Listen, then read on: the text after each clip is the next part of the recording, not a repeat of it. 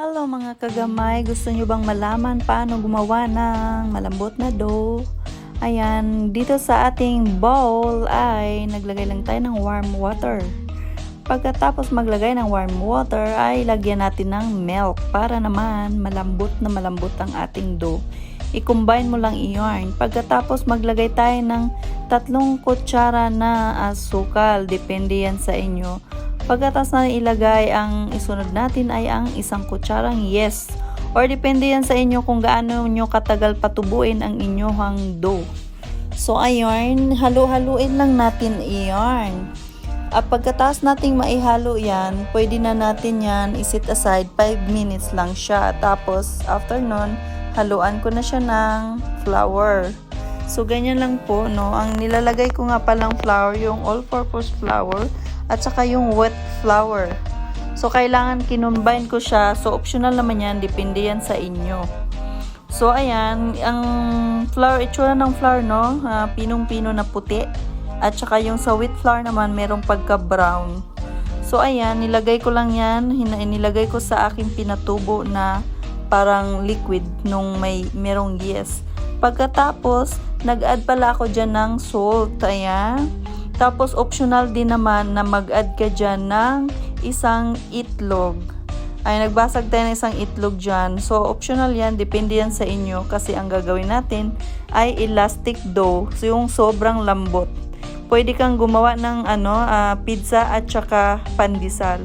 So ayan, yan yung aking dough. Tingnan nyo, kung makikita nyo ay sobrang soft na siya kahit hindi pa siya tumubo.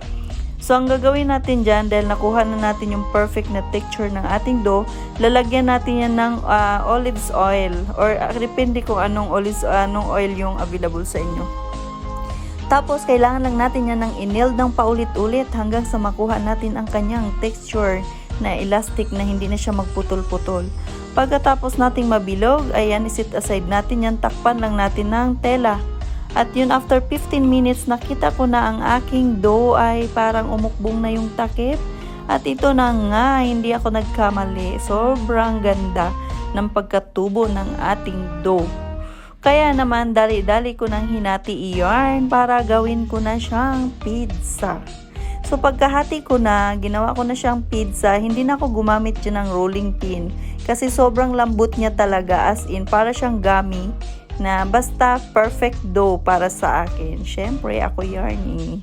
So, ayan, pagkatapos natin tusok-tusokin ng tinidor yan ang ating dough. Ayan, hanggang sa matapos yan, irarab lang naman natin yan ng olives oil. So, kailangan lang natin yung olives oil dyan sa top para hindi naman siya mag-dry. Ayan, ganyan-ganyan nga. So, pagkatapos nating ma-flatten iyon, so ayan guys, ibinuhos ko na nga pala dito ang ating sauce. Ayan, yung red sauce ng pizza. Pagkatapos natin dyan ay ikalat lang naman natin yan evenly. Pag nakalat mo na yan evenly, ayan, pwede ka nang maglagay dyan ng mozzarella cheese. Napakasarap guys, after maluto, bongga, natikman ko kasi. So ayan, pagkatapos natin yun, makalat, siyempre, sunod nating ilagay ang mozzarella cheese. Napakasarap nyan. Ay, bongga. So, kailangan talaga ma-coated, ma-even yung paglalagay ng mozzarella para feel na feel mo yung pizza. Hindi mo na kailangan bumili ng pizza sa labas kung kaya mo namang gumawa ng dough. Pagkatapos nyan, ilagay sa oven. So, lutuin lang natin yan ng mga 15 minuto, depende sa init ng iyong oven. Kaya naman, ako kasi pinainit ko na habang nagpatubo ako ng dough. Kaya sigurado akong lutong-luto yan sa ilalim. Pagkatapos, sa ilalim ko muna siya nilapag. After nyan, nilipat ko sa taas para hindi naman mapuruhan. Ayun. So nga pala guys, hindi lang pizza ang ating ginawa for today's video dahil ang kalahati niyan ay pandesal. Kaya naman, ayan, sa ilalim niyan, mayroon pang pandesal na nakasalang at saka sa taas naman ay ang pizza. So, medyo okay na ang ating pizza. Ito na ang resulta ng ating pizza for today's video. Ayan.